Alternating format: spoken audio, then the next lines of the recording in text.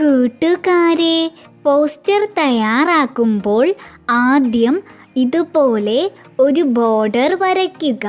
അതിനുള്ളിലായാണ് നമ്മൾ ചിത്രം വരയ്ക്കേണ്ടത്.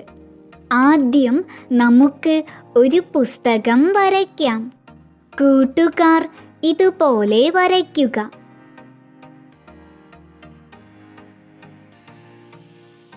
ഇനി ഒരു കുട്ടിയുടെ മുഖം വരയ്ക്കാം.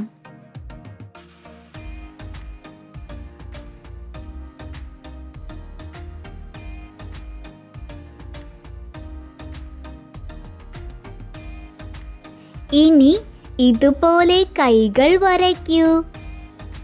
ഇനി ഇതുപോലെ പുസ്തകം ഭംഗിയാക്കൂ. കുട്ടിയുടെ തലയ്ക്ക് മുകളിലായി ഒരു ബൾബ് വരച്ചു നൽകാം. പുസ്തകം വായിക്കുമ്പോൾ അറിവും ബുദ്ധിയും ചിന്തയും വളരും എന്നതാണ് ഈ ബൾബ് കൊണ്ട് സൂചിപ്പിക്കുന്നത്. ഇനി നിറം നൽകാം. കൂട്ടുകാർ ഇതുപോലെ പുസ്തകത്തിന് നീല നിറം നൽകൂ. കുട്ടിയുടെ മുഖത്തും കൈകളിലും സ്കിൻ നിറം നൽകൂ. മുടിക്ക് കറുപ്പു നിറം നൽകൂ. ഇനി ബൾബിന് ഇതുപോലെ മഞ്ഞ നിറം നൽകൂ. ബൾബിൻ്റെ അടിയിൽ ഇതുപോലെ ഗ്രേ കളർ നൽകൂ.